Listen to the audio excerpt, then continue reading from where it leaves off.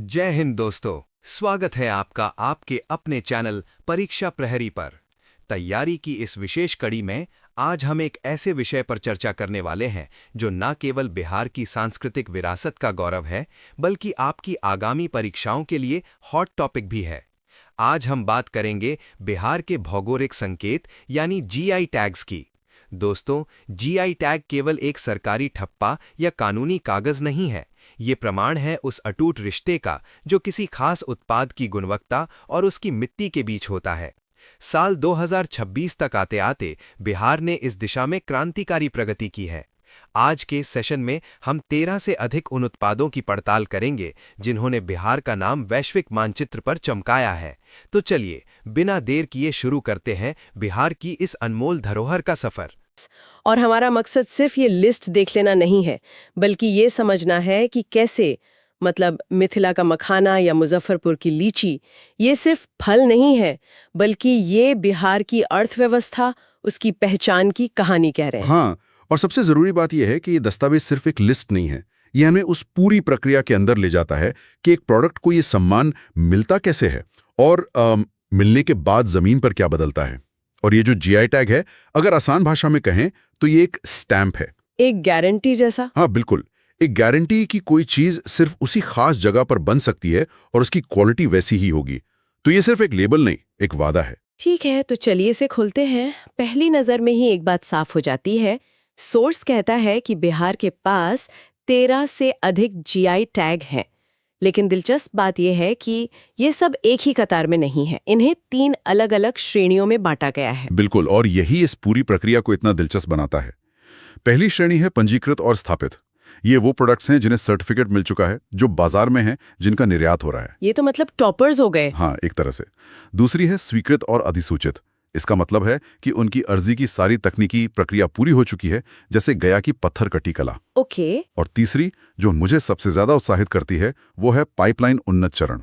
ये वो प्रोडक्ट्स हैं जो बस फिनिशिंग लाइन पर हैं, जैसे गया का मशहूर तिलकुट। ये दिखाता है कि एक लगातार चलने वाली एक जीवित प्रक्रिया है। अपनी पेंटिंग को 2005 में मिला था। हाँ। और लिस्ट में सबसे नया है पश्चिम चंपारण का मरचा चावल, हाँ। जिसे 2023 में जोड़ा गया। हाँ। लगभग 2 दशकों का सफर। और अगर आप इस सारणी को ध्यान से देखें तो एक पैटर्न उभर कर आता है। साल 2018 को देखिए। हाँ, उसमें तो 4 नाम है। बिल्कुल, ऐसा लगता है जैसे कृषि उत्पादों के लिए एक बिग बैंग हुआ हो। शाही लीची, कतरनी चावल, जर्दालू आम और मगही पान, इन चारों को एक ही साल में जीआई टैग मिला। ये दिखाता है कि उस दौरान कृषि उत्पादों की पहचान और संरक्षण के लिए एक संगठित प्रयास किया गया होगा। तो ये तो हुई जमीन से जुड़ी चीजों की बात। चलिए इन्हीं कृषि उत्पादों की गहराई में उतरते हैं, क्योंकि स्रोतों में सबसे ज्यादा जोर इन्हीं पर है। शुरुआत करते हैं मिथिला मखाना से, जिसे दस्तावेज वैश्विक सुपरफूड कहता है। मुझे यहाँ एक बात बहुत आकर्षक लगी। 2022 में इसका नाम बिहार मखाना से बदलकर मिथिला मखाना कर दिया गया। नाम बदलने की क्या जरूरत पड़ गई? ये सिर्फ नाम बदलना नहीं था, ये पहचान लौटाना था। देखिए, बिहार एक बहुत बड़ा और सामान्य शब्द है। हाँ, काफी जेनेरिक है। बिल्कुल, लेकिन मिथिला उस खास सांस्कृतिक और भौगोलिक क्षेत्र को दर्शाता है जहां मखाना सदियों से उगाया जा रहा है। इसकी जड़ें वहां के कोजागरा जैसे त्योहारों से जुड़ी हैं। ये उसकी सांस्कृतिक जड़ों को सम्मान देना था। अच्छा। और आर्थिक नजरिए से देखें तो ये एक बहुत बड़ा कदम था। दुनिया का लगभग 90% मखाना बिहार से आता है। इस नाम के साथ 2025 की मखाना निर्यात प्रोत्साहन रणनीति और जीएसटी का 12% से घटाकर 5% करना, इन सब ने मिलकर लगभग 10 लाख किसान परिवारों की जिंदगी बदल दी। वाह। अब आते हैं शाही लीची पर। स्रोत बताता है कि इसकी सबसे बड़ी चुनौती इसकी बेहद कम शेल्फ लाइफ थी, 48 घंटे से भी कम। ये तो एक लॉजिस्टिकल दुस्वप्न जैसा लगता है। आप इसे दूर देश कैसे भेजेंगे अगर ये 2 दिन में खराब हो जाती है? यही तो कहानी का सबसे दिलचस्प मोड़ है। सालों तक यही समस्या बनी रही, लेकिन 2025 में एक चीज ने सब कुछ बदल दिया। दरभंगा हवाई अड्डे से एयर कार्गो सेवाओं की शुरुआत। ओह, ये तो गेम चेंजर रहा होगा। बिल्कुल। अचानक जो लीची पटना पहुंचते पहुंचते दम तोड़ देती थी, वो सीधे मुंबई, दिल्ली और यहां तक कि लंदन पहुंचने लगी।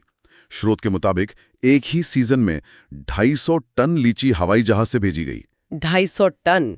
हाँ, ये इस बात का सटीक उदाहरण है कि कैसे बुनियादी ढांचा, यानी एक एयरपोर्ट सीधे तौर पर किसानों की आय को प्रभावित कर सकता है। ये तो कमाल का कनेक्शन है और इसके अनोखे स्वाद के पीछे भी एक राज है। मुजफ्फरपुर की मिट्टी में मौजूद कैल्शियम, प्रकृति और तकनीक का बेहतरीन संगम। चलिए अब बात करते हैं कतरनी चावल की, जिसे सोर्स सुगंधित सोना कह रहा है। और ये सिर्फ पोएटिक बात नहीं है, इसके पीछे बाकायदा साइंस है। बिल्कुल। इसकी खास महक 2-एसिटिल-1 पायरोलाइन नाम के एक केमिकल कंपाउंड की वजह से होती है। उफ। लेकिन यहाँ एक दुखद कहानी भी छिपी थी। इस चावल की पैदावार कम होती है।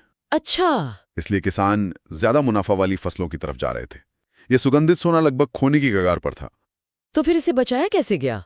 ये जीआई टैग की एक क्लासिक सफलता की कहानी है। जैसे इसे टैग मिला, इसने एक प्रीमियम बाजार बना दिया। लोगों को इसकी खासियत का पता चला और वे इसके लिए ज्यादा कीमत देने को तैयार हो गए।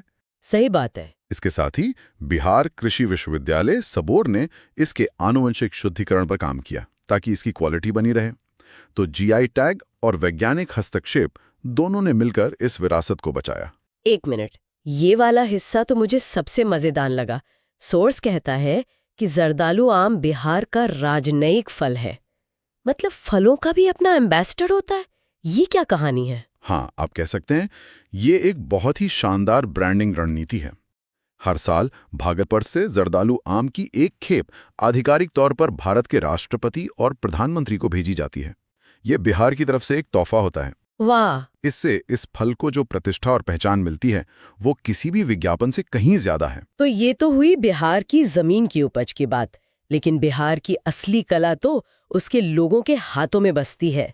सोर्स में बताया गया है कि कैसे ये हस्तशिल्प सिर्फ सजावट का सामान नहीं, बल्कि ग्रामीण अर्थव्यवस्था की रीढ़ है, खासकर महिला सशक्तिकरण के लिए। सही कहा आपने।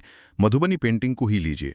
ये कला जो कभी सिर्फ घरों की दीवारों पर होती थी, आज कैनवस पर उतरकर जापान और यूरोप के बाजारों तक पहुंच गई है। और यहाँ भी नीति का प्रभाव दिखता है। बिल्कुल। 2025 में जीएसटी में की गई कमी ने इन कलाकृतियों को वैश्विक बाजार में और अधिक प्रतिस्पर्धी बना दिया, जिससे कारीगरों को सीधा फायदा हुआ। सोर्स में सुजनी कढ़ाई के लिए एक बहुत पावरफुल फ्रेज इस्तेमाल किया गया है, प्रतिरोध का कैनवस। ये सुनने में बहुत भारी लगता है। इसका मतलब क्या है? ये कला कैसे एक प्रतिरोध बन गई? ये इसकी सबसे खूबसूरत बात है। शुरू में तो ये सिर्फ पुरानी साड़ियों को जोड़कर रजाई बनाने की एक घरेलू कला थी। हाँ, ताकि बच्चों को गर्म रखा जा सके। बिल्कुल। लेकिन समय के साथ कलाकारों ने, खासतौर पर महिलाओं ने, इसी कढ़ाई के जरिए अपनी कहानियां कहना शुरू कर दिया। उन्होंने अपनी रजाइयों पर घरेलू हिंसा, महिला शिक्षा का अधिकार और अपने सपनों जैसे सामाजिक मुद्दों को काटना शुरू कर दिया। अच्छा। तो वो कैनवास सच में उनका विरोध और उनकी आवाज बन गया। ये सिर्फ एक उत्पाद नहीं है, ये एक बयान है। अविश्वसनीय। ये कला को एक नए स्तर पर ले जाता है। और फिर सिग्गी घास का भी जिक्र है, एक सुनहरी जंगली घास जिससे पर्यावरण अनुकूल उत्पाद बनते हैं। हाँ, जो प्लास्टिक का एक बेहतरीन विकल्प है और शादियों की रस्मों का भी हिस्सा है। और यहीं पर एक और महत्वपूर्ण सवाल उठता है, जो गया की पत्थर कट्टी पत्थर कला से जुड़ा है। इसे 2025 में मान्यता मिली। स्रोत बताता है कि यह उन कारीगरों के लिए एक बड़ी जीत थी जो सस्ती मशीन निर्मित मूर्तियों से मुकाबला कर रहे थे। ये जीआई टैग की एक और महत्वपूर्ण भूमिका को उजागर करता है। ये पारंपरिक हाथ से किए जाने वाले कौशल को बड़े पैमाने पर मशीन उत्पादन के सामने टिके रहने में मदद करता है। ये तो इंसान के हुनर को मशीन की गति से बचाने जैसा हुआ। बिल्कुल सही कहा आपने। इतनी सारी कला और कृषि की बातें सुनकर तो भूख लगने लगी है। चलिए अब बिहार के स्वाद की परंपरा की बात करते हैं। पहला नाम है सिलाव खाजा, जिसकी 52 परतें होती हैं। 52। और चर्चा है कि भगवान बुद्ध ने भी इसका स्वाद चखा था। यहाँ दिलचस्प बात सिर्फ स्वाद नहीं, बल्कि बनाने की प्रक्रिया है। जी। जीआई टैग सिर्फ सिलाव खाजा नाम को नहीं बचाता, बल्कि उस विशिष्ट परत दर परत बनाने की विधि को भी संरक्षित करता है। अच्छा, मतलब वो जो 52 परतों का कौशल है, टैग उसकी रक्षा करता है। बिल्कुल, वही इसे बाकी खाजा से अलग बनाता है। और भविष्य की थाली में भी बहुत कुछ है। 2025-26 के लिए पाइपलाइन में गया का तिलकुट है, जो अपनी खास कूटने की प्रक्रिया के लिए जाना जाता है। साथ ही भोजपुर का खुरमा और सीतामढ़ी की बालूशाही भी कतार में है। ये नाबार्ड और राज्य सरकार द्वारा एक बहुत ही सक्रिय दृष्टिकोण को दिखाता है।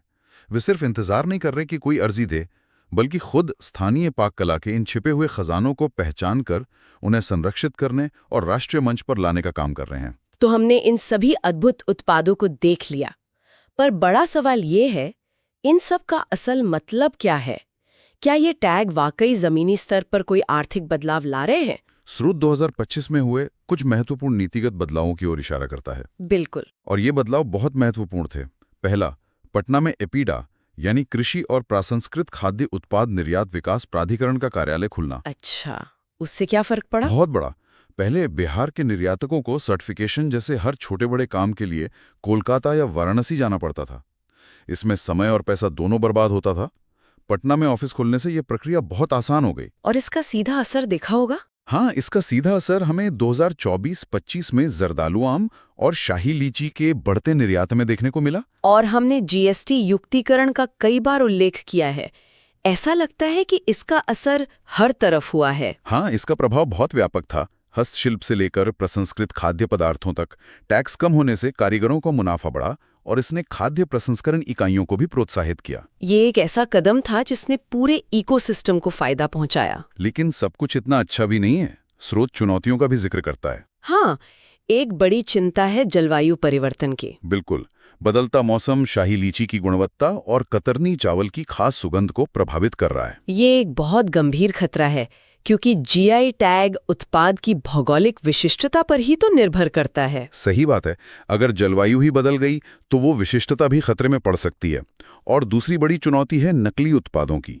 जैसे ही कोई चीज मशहूर होती है, बाजार में उसकी नकलें आ जाती हैं। तो इसका समाधान क्या है? समाधान है जीआई लोगों का कड़ाई से प्रवर्तन और सबसे जरूरी उपभोक्ता शिक्षा। जब तक खरीदने वालों को ये पता नहीं होगा कि असली जीआई टैग वाले उत्पाद को कैसे पहचानें, तब तक आर्थिक लाभ सही समुदायों तक नहीं पहुंचेगा। मतलब ये लड़ाई सिर्फ कानून से नहीं, जागरूकता से जीती जाएगी। बिल्कुल। हमने आज बहुत कुछ कवर किया। एक सुपरफूड जिसने अपनी सांस्कृतिक पहचान वापस पाई, एक फल जो हवाई जहाज से दुनिया की यात्रा कर रहा है, और एक ऐसी कला जो प्रतिरोध की कहानियां कहती है। मुख्य बात यह है कि एक जीआई टैग सिर्फ एक लेबल से कहीं बढ़कर है। यह आर्थिक सशक्तिकरण, सांस्कृतिक संरक्षण और सतत विकास का एक शक्तिशाली उपकरण है। ये बिहार की विरासत को भविष्य के लिए सहेजने का एक जरिया है। बिल्कुल। और हमारे श्रोताओं के लिए सोचने के लिए एक विचार। स्रोत इस बात पर प्रकाश डालता है कि कैसे जीआई टैग पारंपरिक ज्ञान की रक्षा कर रहे हैं, चाहे वो तिलकुट को कूटने की खास तकनीक हो या 52 बूटी साड़ियों की जटिल बुनाई। आज जब हम हर तरफ ऑटोमेशन और मशीनों की बात कर रहे हैं, तो हमारी आधुनिक अर्थव्यवस्था में इन हाथ से बने जटिल और भौगोलिक रूप से जुड़े कौशलों को संरक्षित करने का वास्तविक मूल्य क्या है?